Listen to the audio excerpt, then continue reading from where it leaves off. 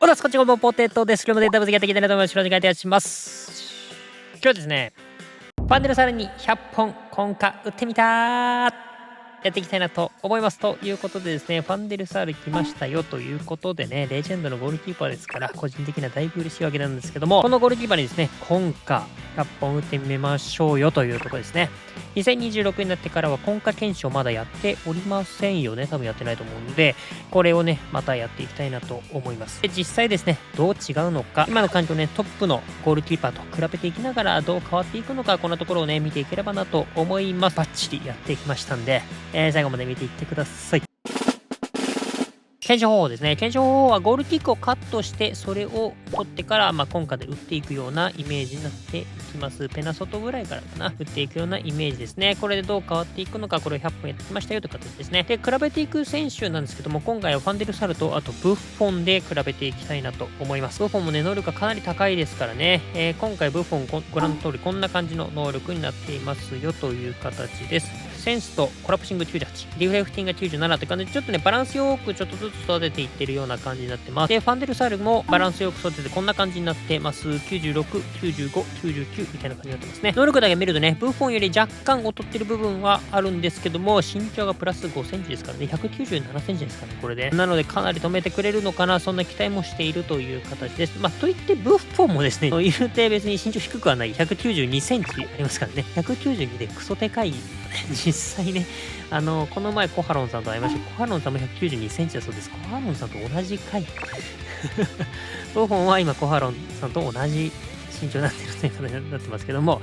そんなコハロンさんよりも5センチ高いファンデルサルどうなるのか、これ見ていきたいなと思います。シュートを打っていくのはメッシになっていきます。26になって配布されたメッシかな。なので能力ね、だいぶ高くなってます。25の時は、だいぶ前に配布されたメッシだったので、決定力とかもね、キック力もぼちぼちだったんですけど、今回のメッシはかなり高めになってます。そして絶好調でやってきてます。今ね、どんどんインフレしてるんで、オンラインでね、戦うフォワードも大体能力ほぼね、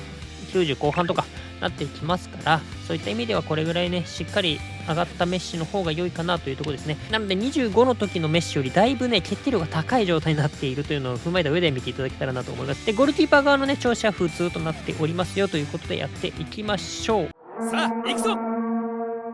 まずはブッフォンから見ていきます。ブッフォンですね。皆さんには最初の何十本かを見ていただくような形になるかなと思います。で、ブッフォンもね、結局止めてはいたし、それなりにキャッチとかもしてたしっていう感じの印象はありましたね。やってて、なんかそれ止めないんだみたいなのは正直なかったかなっていうのと、あとは単純にメッシのこの今回めっちゃ入んなっていうのが個人的に思いましたね。ミスキックさえしなければ基本的に入ってるっていうような、それぐらいの感覚はありましたね。ですね。25の時よりはだいぶ入ったような印象ありましたね。こんな入ったっけなって思いましたね。はい、ということでね、見ていただきました。結構、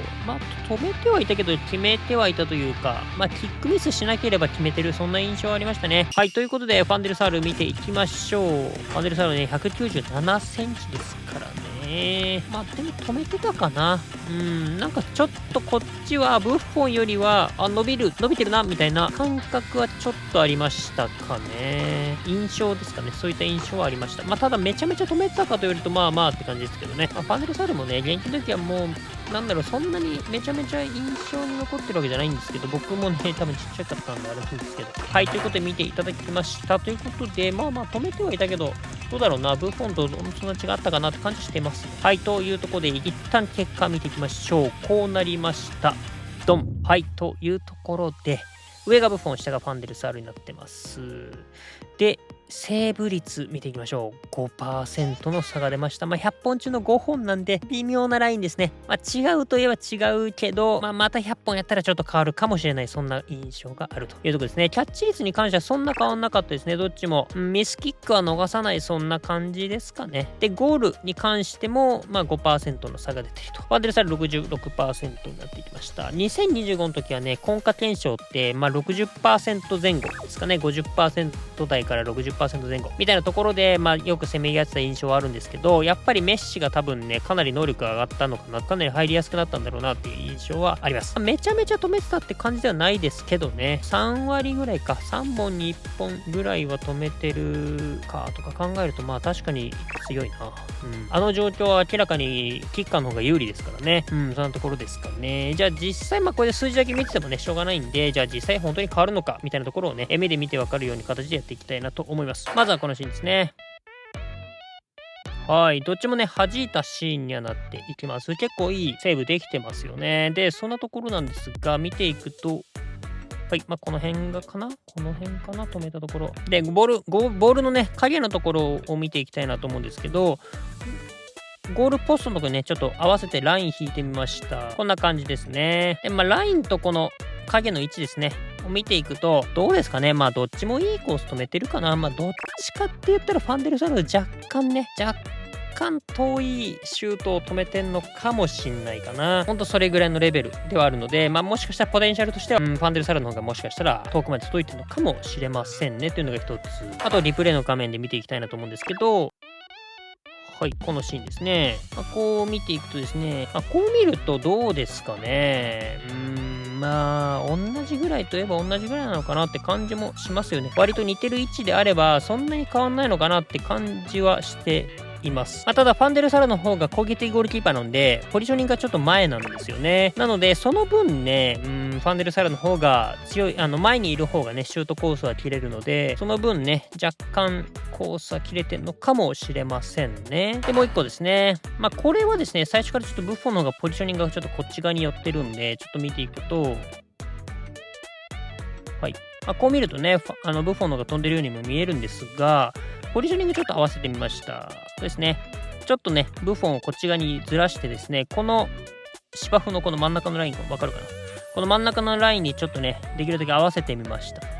高さは合わせてないですね。横の位置だけ合わせてみました。そうするとどうなるかなと思ってみたんですけど、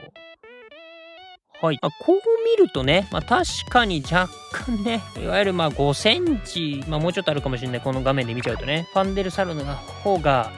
もちろん伸びているのかもしれませんね。身長とか手の長さ分ね、伸びてる可能性はあるのかなとは思いましたね。で、このシーンなんかは結構似てる動きだったんですけど、はい、こんな感じですよね。最終的なね、地点見ると、やっぱり微妙に何センチかもしかしたら、ファンデルサルの方が伸びてるのかもしれないなとは思いましたね。はい、というところでしょうか。ただこれが、どこまで影響あるのかと言われると微妙なラインなんですけど、ポテンシャルとしては、やっぱりファンデルサルの方が高そうな感じはしましたね。どっちかって言ったら、でもブッフォンもそんなに変わんないといえば変わんないしって感じ。ポテンシャルはあるのかなという事実と、あとはその100本やったこの数字を見ると、確かに 5% の差が出てるんで、という意味では確かにこの身長の差っていうのは出てきてるのかなって感じはしています。パラメータだけで言うとね、ブッフォンの方が高いですけど、それ以上に身長の方が大事なのかもしれないですかね。そんなところは言えるのかもしれません。確実にね、違いが出てきてるんだろうなっていうのは分かってきました。ただ、これが試合でどこまで影響するかと言われると微妙なラインですね。今回は今夏という一つのね、ところで言うとそれぐらい差が出る可能性があるよという話なので、オンラインとかで言ったら10試合以上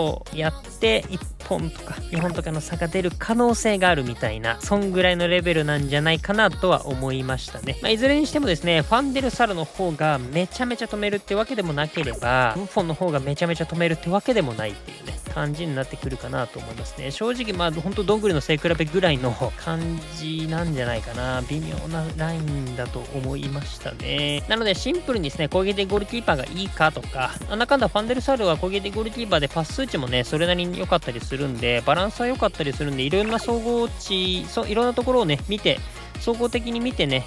ファンデルサルを選ぶ、全然いいと思いますし、むしろ全然今までブッフォンでやってきたし、ブッフォンの方が信頼高いっていうので、ブッフォンを使うとかね、ノイヤー使う、シュマイケル使うとか全然ありだとは思いますから、最終的にはご自身の判断していただけたらなと思いますけども、どちらにしてもですね、めちゃめちゃ